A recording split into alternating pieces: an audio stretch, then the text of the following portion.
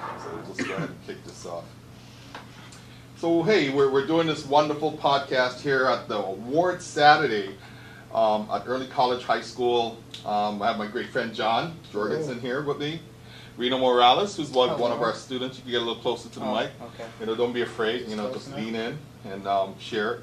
And so we want to talk about 5 Saturdays as a program. Jon, you started here in 2015. Yeah. And you came back in 2016, and you took a break in 2017, and now you're back in 2018. It's moving faster than I am. Trying to keep up. Yeah. So yeah. What did you see that was different? You've been here for a couple of years. Yeah. I mean, it's almost like what's the same, because it is almost like evolved beyond recognition. But no, I mean the agility of it is the same, and the lean approach is the same. But what's different is that you've got people really focused on communicating well and bringing together the best of ideas that everybody has to bear on a problem space, whether that is like, how do I get into college, how do I get a good job, how do I build a great company. And so I was really seeing fantastic ideas coming up from the participants about what do we see as being value and having potential in the market. And then the sharks, of course, from the shark. Yeah, the shark was totally good. New. And yeah, like that dynamic, I think, is a great one, and I would have never dreamed that would come out in just actually 3 short years and iterations on this program. So that's what I saw. So Reno, give us a good spin, and since I only brought 2 microphones, and we'll give you one. Maybe we'll switch microphones and since it's only you, and then so this could stay here, and we'll take this one. We're all swapping things around and who's adapting. Yeah, inspecting, adapting. So Reno, this is how many years have you came to 5 Saturdays so far? This is my 3rd year. Last year I was as a facilitator as well, and then before that I was a student learning, and I feel it's really evolved over time. I remember at the beginning it was sort of at OCC, or when I went at OCC, I want to say it wasn't the most organized, but it was still very effective in teaching about business and everything. And when we did the whole website, it was a very fun experience. And so seeing that evolve over time, and it's here now, it's like, I feel a lot more organized and very well planned. So I think it's just overall a terrific experience. So people have been doing a much better job than I was. They always do, right? You set it free. Yeah. It takes on a life. Yeah. So why do you keep coming back? I keep coming back because it's just there's always something new to learn from here. So it doesn't matter whether you're a facilitator or a student. Either way, you'll still learn something new. You'll learn from the students. You'll learn from the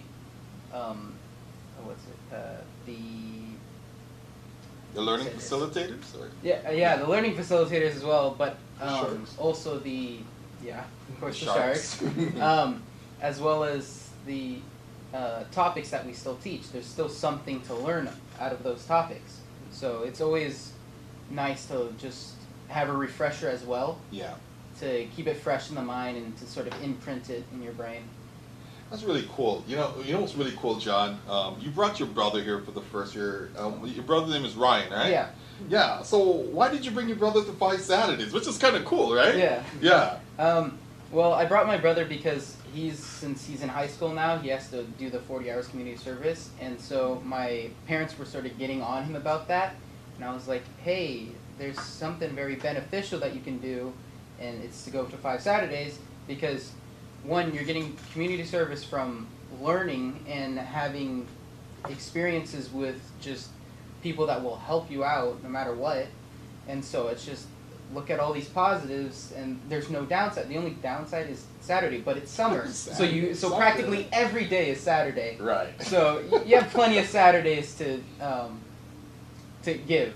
So that's like one of the main reasons why I brought him here, is because it's just like, it's a very nice experience, as well as giving you credits so that even if you feel iffy about the whole place, you still have that one positive going for you.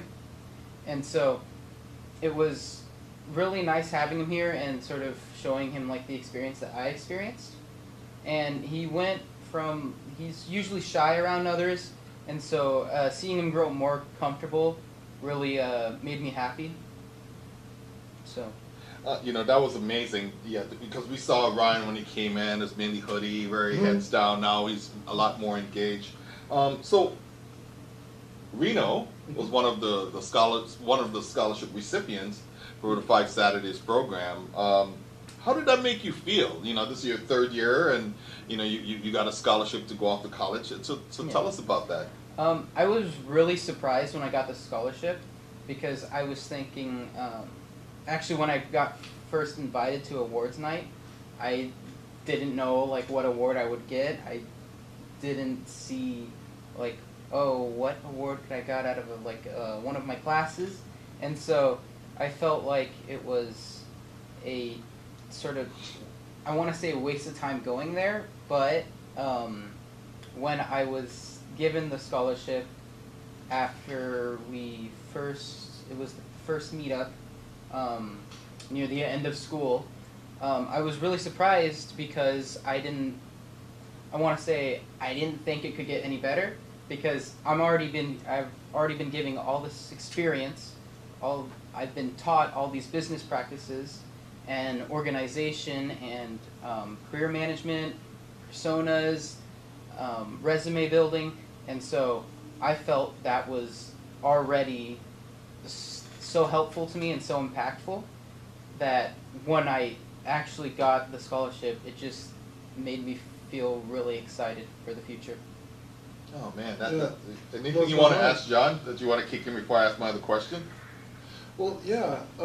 So, when you hear the Sharks, actually, which are,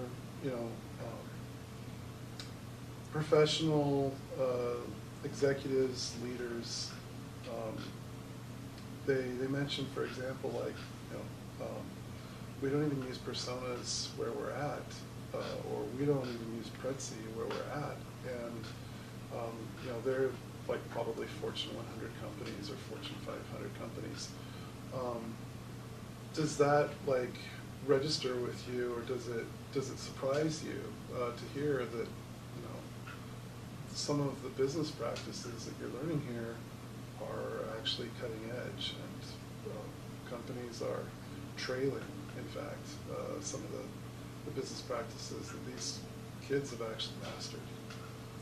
Yeah, it's actually really surprising considering how big some of the companies are, and even though they have like the growth and the popularity and everything, they're still missing some key components that can make their business even greater. And so learning that they didn't have the business practices that 5 Saturdays is teaching young adults is very inspiring, and sort of helps solidify the future of business. And it really just boggles my mind that these businesses, these very big companies, don't have these practices that are being taught at a educational summer session that's just practically 5 days long, and they don't have this kind of information that these people are being taught over the span of just 5 days. Yeah. So one of the things I want to ask about is, what is your plan for the future, man? You've been given all these great skills. When are you going to college for? Tell us about that. I'm going to college right now. I've been accepted into OCC, and I just did all of my classes. I've already set up my schedule and everything. And what I'm going for is a degree in architecture. I don't know specifically which, because there's this one time we went to visit Cal Poly SLO, which is California Polytechnic, San Luis Obispo. And so when we visited there, I gotta say it was a really cool experience because even though we ended up missing our tour, because when we went there we were gonna go for the architecture tour, and we assumed that the architecture tour started at this time, but it turns out that's the general tour, not the architecture tour. It actually started I think an hour earlier.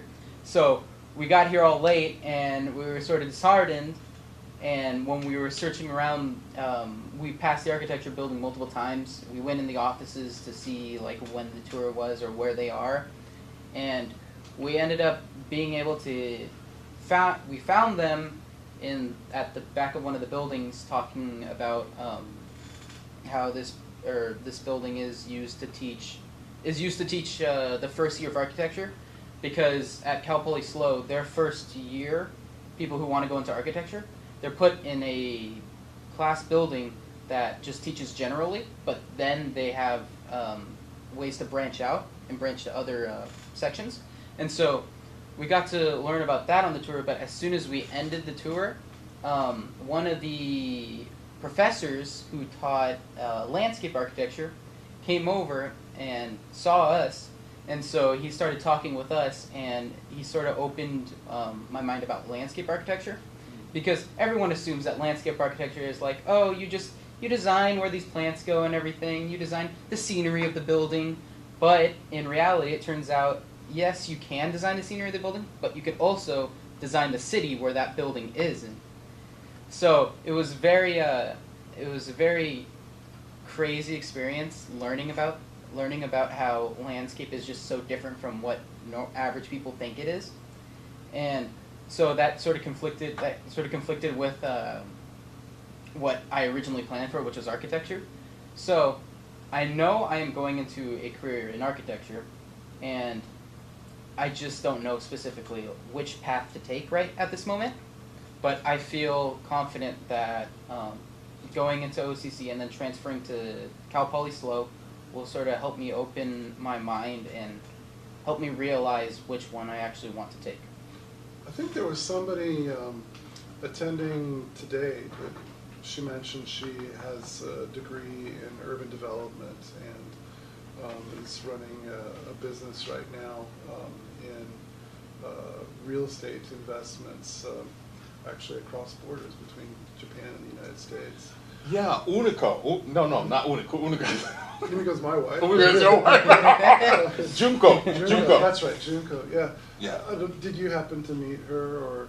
Fernando's wife. Fernando's wife? Yes. Oh, yeah. I didn't talk much because I'm sort of like when I get to new people, when I'm around new people, I sort of am a bit shy, as sort of like how my brother is. But sort of like when I develop and I see them more often, then I can start to actually sort of talk with them and everything. I've talked with her for a bit, not so much. It just did like a little bit of conversation, but yeah, I kind of get the impression that the future of maybe 5 Saturdays could be where people who have pursued various fields of study and work can give back to the community by just being accessible and sharing like what you've learned and maybe ways that you've applied your knowledge to creating a business or helping the community in some way that you wouldn't just naturally assume like that's how somebody makes a living until you meet them. And I was just impressed with like how open people were about sharing what they do and what they think of it and what their life is for. Because gosh, like I mean, imagine when we were kids, yeah. Somebody was willing to like share that with us.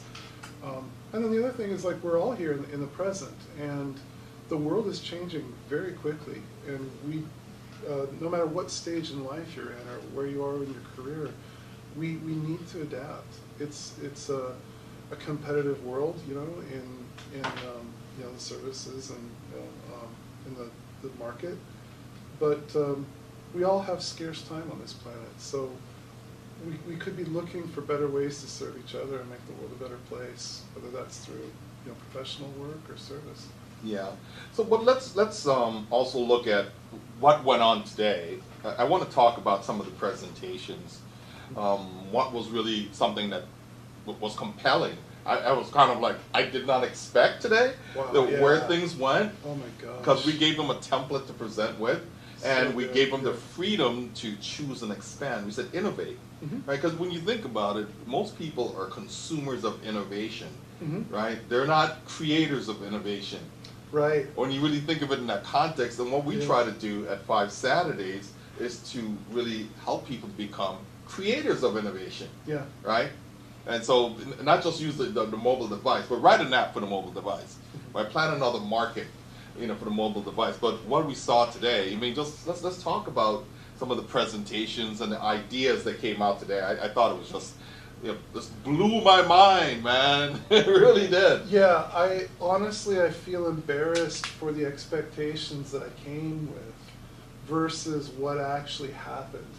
And it was just, it was shocking, quite honestly, how creative and internally resourceful and responsive every participant was to, like, what's valuable in the world, what's feasible and realistic to try to, like, actually deliver that value. And so the first one that was related to mobile healthcare. Yeah. essentially. Oh, yeah. Like I've used some services that resemble, I would say, very primitive versions of what they're talking about, and as they were, you know, both explaining, you know, the business case and the cost structure, you know, the business model, and then the sharks were, you know, asking questions, offering some ideas. I thought, you know, this is just, what was it, about maybe 15 to 20 minutes per team. Yeah, 15 minutes, yeah.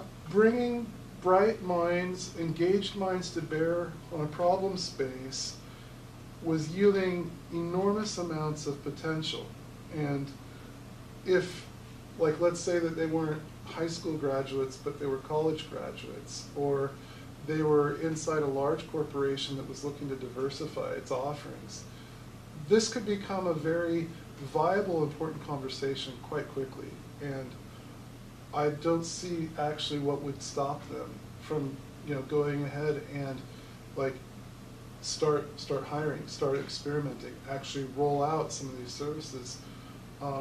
There's a person named Mike Beadle who unfortunately passed in the last 3 months. Yeah, greatly missed. Yeah, a signatory of the Agile Manifesto, and he ran training called Enterprise Scrum. And I remember in those classes, it was very similar to this 5 Saturdays in that small groups would form, and over the course of 2 days, they would present these business ideas. And the thing that he'd say that I'd love is, you know what, go out and do it. And, like, if you don't, somebody else will. Like, this thing has legs. And what I was hoping is that, like, the kids got it, that they could actually do this. Of course, there's going to be getting the proper licenses and certifications, all these Right. things that would be necessary to do that.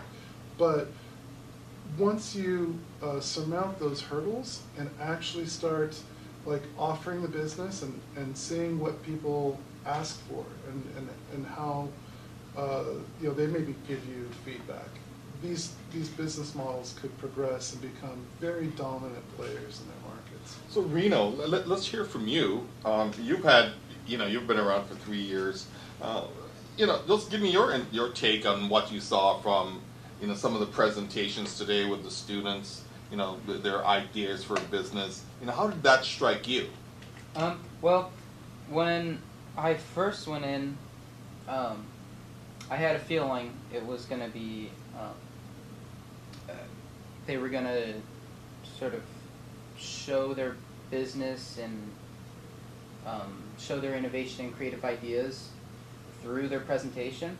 And with the fact that I was with it sort of felt cool being with them in the process, because over the 5 Saturdays we were talking about how the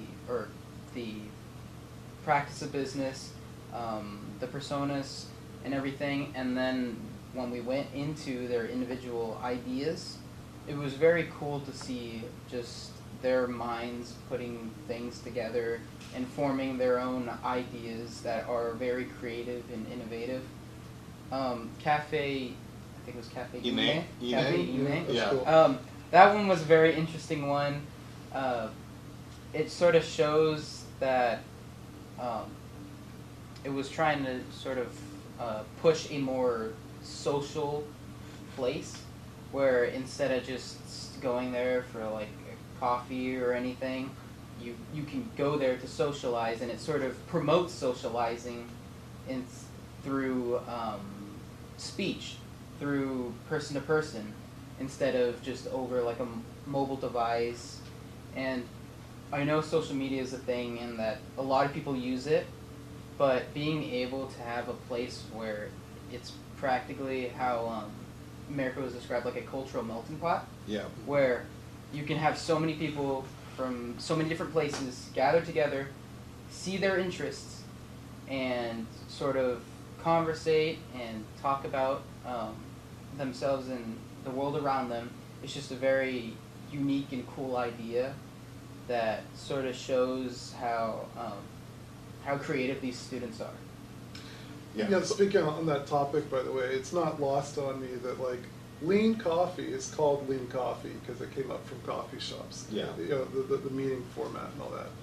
And I could see from every comment that they were making in their presentation, like they had thought this through, like it's actual work. And I'm glad that somehow it's real for them that thinking is work. And thinking creates value. Yeah. Right? Like, we are no longer living in the industrial age where it's just like, you know, the sweat of your brow, you know, equals the bread that you'll eat. Thinking about what do people want, what's valuable, how do I serve that? Like, that clearly has gone on in the background long before these presentations were made. And so that was extremely impressive. So one thing I want to talk about is, you know, and you should know this, two of the core principles of 5 Saturday itself is creative and critical thinking, right? So it's the ability to innovate and the ability to problem solve. So bringing those two forms of thinking and fusing them together in a program would help to, you know, generate these type of ideas really quickly, and especially when we do it in an agile way, right? I mean, the thing is that to be able to apply lean thinking and agile practices to just about anything, especially to learning, man. Yeah. I mean, this is the manifestation of that, right? So there's a balance in this particular cohort that I think might be new. You know, I've been out of the picture a little bit. But so you've got the lean canvas going on about, okay, like let's actually look at this as an ongoing concern and the financials and all that. And then on the other side, they were building, you know, like websites. Yeah. And so there's also like the nuts and bolts of delivery. I think they'd also coded a game, you know. Just, which is great. Like until you actually start building something, you don't actually have an appreciation for what does it cost in terms of time and effort and all that. And so I think that that's a magic formula when you've got do the thinking and work around building the business model and make a mock-up or some kind of prototype for, you know, what it is that represents the value to the customer. That's something I hope continues in, you know, future iterations of 5 Saturdays. Oh, it will. Any thoughts around that, about for the future of 5 Saturdays, what you would like to see? Because obviously, I hope you're going to come back for a fourth year, since you're going to be local. Yeah. No, I will. Yeah. And I'm not even local. Yeah, neither do I, so I have to fly here. Well, for the future of 5 Saturdays, I feel it's been going down like its correct path. It's cultivated ideas from the minds of young individuals. I feel 5 Saturdays sort of shows how unique these young adults are with their ideas. I mean, when you look at the presentations, it wasn't just like in one specific category. It was all throughout. Yeah. You got health, you got the cafe, you got game design, you got construction. Oh, that's right. Yeah. Yeah. Yeah, that's right. Don't forget that. Yeah. Yeah, so it sort of shows how creative these people's minds are and how different their way of thinking is from one another. Because you could just have multiple people just describing the same thing, but these individuals decided that they want to build their business Yeah. and make it unique and stand out from not only their category but just the whole business genre. So it's funny, you know, I'm 48 this year, and very soon will be 49. And I didn't think I would see the day where, you know, I just see some people in high school with such good ideas and such disciplined thinking that I think, like, ooh, I better watch out. Yeah. You know, in the free market, like, this is a force to be reckoned with. And you know, looking forward, you know, to, all right, so in the international arena, you know, what's going to fuel economic growth for us? It's certainly not going to be the same kind of thinking that, thank goodness, got us here. You know, we do have abundance around us. Oh, of I mean, course, it's a beautiful yeah. school, but that it's going to take more from us, and so I need to shake myself out of my comfort zone and thinking the way that I've always been thinking, to keep up. And I can see now why, like, you know, you do have these companies. Amazon was brand new once. You know, Yeah. Bezos was coming out of a consulting firm, and who knows? Seriously, like, from 5 Saturdays, which one of these teams or ideas is going to turn into something massive that solves a real problem that the world has, provides valuable services, and then inspires more iterations of this, more cohorts to say, like, look, okay, so maybe I am mid-career and feel like I'm at a dead end in either my own business or my own job or whatever. Today, I can get together with other people in the community and start thinking about what's next. And for sure. So that's a great segue about what's next, because, you know, as the founder of this program, what's next is that we're going to expand into other cities. Nice. And so we look forward to next year. You know, now I live in Tucson, Arizona. We'll have one there, and a buddy of mine's in Milwaukee will have. So at least next year we'll have 3 different programs running, which is a great growth, right? Yes. 300%, Nice. something like that, right? In 1 year, Yeah. right? But the vision is to get to a point where maybe incubation is the next stage, Mm-hmm. right? You know, we have all these great ideas, so how do we fund them? How do we cultivate them? How do we make them a reality? Maybe incubation is the next step besides expansion. Well, I'd hope so. And, you know, I spoke with those kids, you know, the ones that had the medical idea. Like, you're doing so well, but keep going. Yeah. Because, like, you can feel the energy and the realism of it. What a shame it would be if that just, like, got, you know, shelved. Well, we'll do that later, you know, 10 years or 5 years. Nonsense. Like, there's demand now. Yeah. There's real opportunities to capture, and I think I could sense that the Sharks were authentically feeling that. Yeah. And so, like, yeah, I really hope that nothing goes to waste here, because those are fantastic ideas.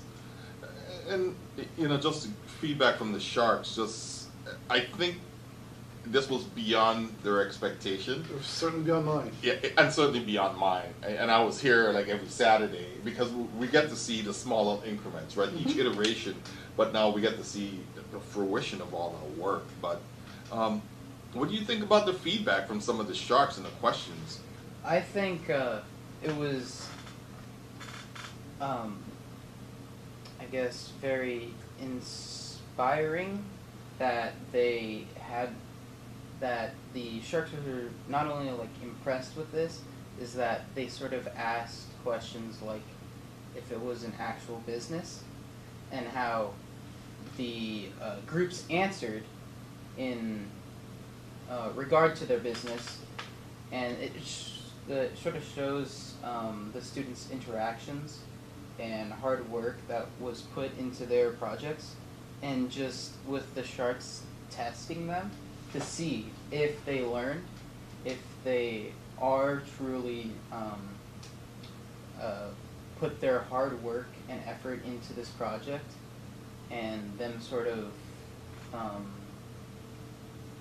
and the students sort of showing that they did put that work, they did put that effort in, is a very cool experience to be a part of, and it shows how mature the students are. Yeah, along those lines, so I saw, I believe, the Sharks testing their flexibility. Yeah. To say, are you willing to pivot, or are you holding this thing so tightly that like you're not going to be responsive to what the market starts telling you? And that makes all the difference. That's what I don't see on the TV show, about Sharks, is it's like it's exactly the way that they're planning it, or there's nothing there. The truth is, I mean, you look at something like Facebook, right? Like that started out as some sort of weird, students hooking up with other students, but college experiment, right? And it's pivoted.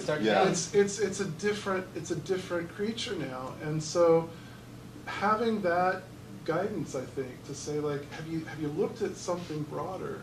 You can say like, well, I'm in the bricklaying business, or you can say like, I'm in the cathedral building business, I'm in the inspiration business, right? Framing where you're adding value in a broader sense gives you a lifeline when you simply run into a brick wall because you had an assumption, and you test it by putting it out there. Yeah.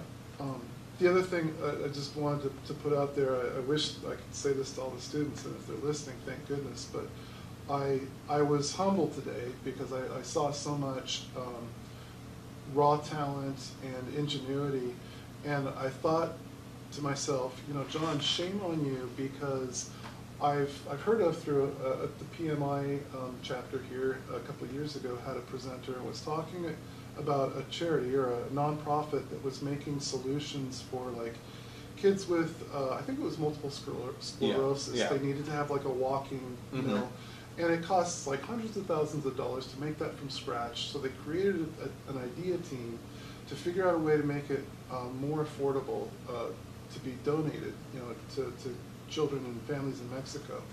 And it was a group of high school students that had the innovative breakthrough, not a bunch of fancy, certified college degree, PhD engineers.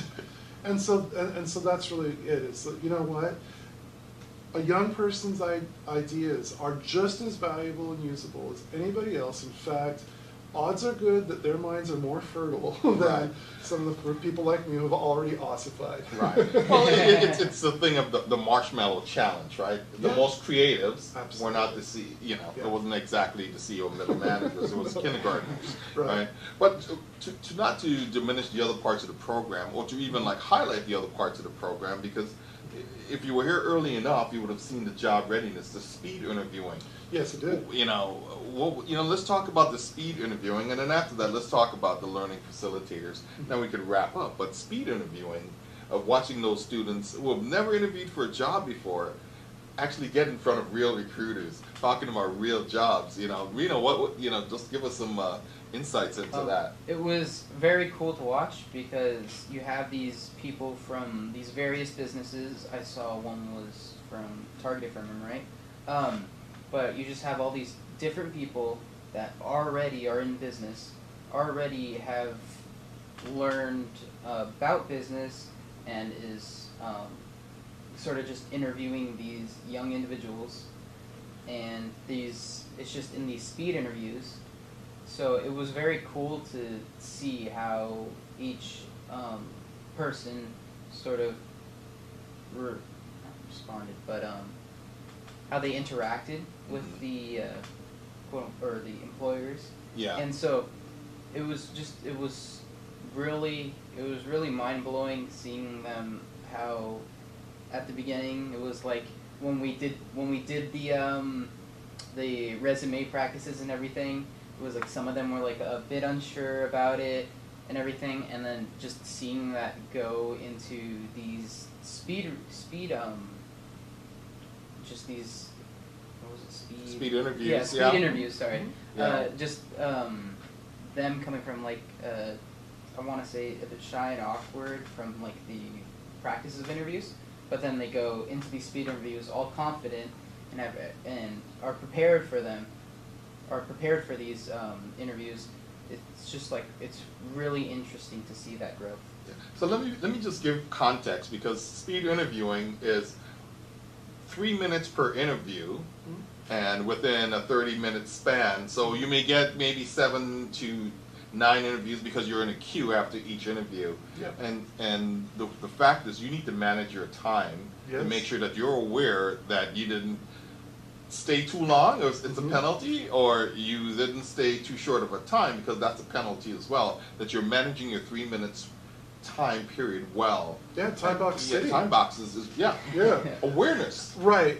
And you know, I saw it, and it first of all made me think, you know, I would really like to bring Simon Sinek here, because he's got some new bit about, you know, millennials are like, you know, overabsorbed in, you know, their cell phones, and, you know, the world's going to heck in a handbasket. Baloney. These kids are doing fantastically well at improvising a conversation, responding to like what this person's asking. If you're answering in ways that's putting your interviewer to sleep, well, then you need to change your approach, and they're going to do that on the fly. So it's excellent training. I was left like very encouraged that, like, you know what, things are going to be just fine. These kids are not like somehow disabled by having technology around them. They are vibrant, and they're intelligent and interactive with real human beings. They are ready to take over the workforce. They're going to be just fine. Yeah, and the reality is, you have to create an environment for people to learn and grow. And to me, that's what 5 Saturdays is about. But the other group that I think we forget about them often, right? Because, you know, you have the young minds that were like totally blown away, but it's the learning facilitators. It's the you and I who give up our Saturdays. It's the you and I who are out there working 5 days a week, who come in and bring our industry knowledge, bring our experiences, right, and give our time and talent to this space. They have to create a safe environment where students, and even because remember, the the facilitators, they're not agile practitioners. Most of them aren't MBAs. They aren't business people. They come from different genres, and they bring something different that we don't talk about often as part of 5 Saturdays. We just kind of like gloss over it. Right. Well, very true. And the irony of it, right, is like, I'm learning too. Yeah. You know, like all my silly ideas about like how, like heaven help these young kids, the odds are stacked up against them. Well, maybe yes, maybe no. But more importantly, like, you know, I'm getting ideas about how I can help my clients, you know, in my job, in my business, seeing structured interactions, like you're talking about, psychological safety in this learning environment, and my gosh, like the huge amount of value and learning that comes out of that kind of a container. And so, as a professional, I want to be a better facilitator of that. That's, I believe, where management is actually going to be turning and pivoting in the future. Managers as facilitator servants, and yes, like they bring in a huge amount of experience and wisdom, excellent judgment that is independent of Agile, and possibly even independent of the job interview per se. But they're real, living, breathing humans. And so, like the simulation that you have of a job interview, those are real conversations. Oh yeah. So everybody wins here. The facilitator actually benefits, and you get the satisfaction of knowing like you're paying something forward. Certainly. Yeah. So Reno, as a learning facilitator, I know there's a transition, right? Because he gets the best of both worlds. Right. Right? Yeah. He came as a student, you got to experience it, then come back as a learning facilitator, you got to experience in that. Talk to me about that transition. Was it easy, hard, exciting, you know, overwhelming? You know? It was a very new change for me because, for one, I'm not usually like one to sort of interact socially. I sort of avoid social media because Good for you. some of my friends have some questionable experiences. But coming back as a facilitator, it's really cool. Like you said, it's like sort of like the best of both worlds, where I've already learned the experiences, and now I can help people learn those experiences, being part of their life as a helpful individual that just helps them learn and grow as a person. It's really cool to be a part of, and with being a facilitator, it sort of inspires me to see that these individuals are growing a lot more, and how this program has sort of evolved over time. Because at the beginning, when I was a student, we went to one of the OCC rooms. Yeah. And so it was very different for me, because I'm not one that usually I'm sort of one that just like sort of rides the wave. I just don't really like choose where I go. It's just I just leave it to be decided by others. But going to 5 Saturdays is one of the few things where I chose to do, and I'm really glad I got to do that. And so it gave me so much experience and taught me so much, where I just like to show others that this program is a place where it doesn't matter if you're young or old or anything, you can still learn something from here. Because if I remember right, we had a few. What was it? Yeah. You remember we had 2 9 and 10-year-olds. Oh, really? Yeah. Wow. Keats Kids. Oh, You remember Keats yeah. Kids? Yeah. Yeah. You remember those? Yeah. Yeah. It was very cool because it sort of shows that the sort of like young people sort of have like very creative ideas, and it shows how, even though they may not think through it sometimes, it really shows how unique they are, how unique their thinking is. And being a facilitator and also seeing how unique other people think and their thought process about everything is very cool to be a part of. And being able to just help them, being a part of their life and helping them learn about business and all of the steps required to run one successfully, it's a very exciting experience that sort of just calls me back to do more. Yeah. I don't know how you could better describe organizational leadership and health than what this young man's just said. Yeah. You know. Yeah, and so we'll start wrapping up because I know your dad is coming, right? And so, this has been a fabulous experience to watch the growth, and as you can see, we have Reno, who is really the future. Yes, right? absolutely. And he came in as a student, transitioned to being a learning facilitator. Been in for 3 years, scholarship winner.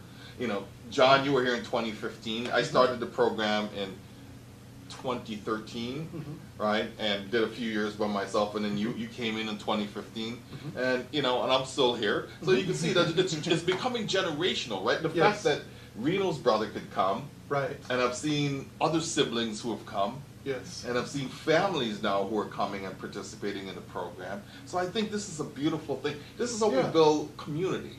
Absolutely. Communitas. Communitas. The Latin version, Yeah. right? It's what amplifies value creation and safety, health as an organization. I think that Reno is one instantiation of how humans are going to organize themselves effectively in the future. Yeah. And it's happening now. It's happening now. Yeah. Yeah, so with that, let's just wrap up. Thank you guys for sitting down and taking the time. I know it's been a long day. It has. Right, Yeah. it has been. It flows. Yeah, I just wanna- flows, but yeah. Yeah, but it's been a long day, but you know what? It's been an inspiring day for me, and it gives me hope to continue to add more to the program and continue to invest more time and people in to come back to the program. So let's just keep doing this. Right? I mean, it's Yes. once a year. I'm committed. Yeah, let's just do it next year again. And 5 days out of a year isn't much. No, not at yeah, all. when you really think, Yeah, you know right. what? When you think about it in reality, it really Right. isn't. Right. I mean, this is a great way, just Yeah. for me, Yeah. as an Agile coach, like to charge my battery about, like, are we doing the right thing? Yeah. Well, I think now we are, because I can see people empowered and like fully present to their own greatness. Yeah. Nothing but greatness walked across that stage today. Oh, today that Yeah. was just magnificent. Yeah. And I just can't say thank you to Dr. Martinez enough. Yes, thank you, Dr. Right. Martinez. Man. When you have administrators, people in leadership in public schools Yeah. who have the vision and the courage to step forward and step in and said, this is going to be beneficial to my students. Why don't you bring this into our school Yes. and we will participate, every summer. Right. And it's great that he shows up. Yes. Right? He shows It's up. his Saturday too. Yeah, it's a Saturday too, he could be out Yes. doing golfing Right. and going to Yeah. the beach. He's here. Yeah. Yeah.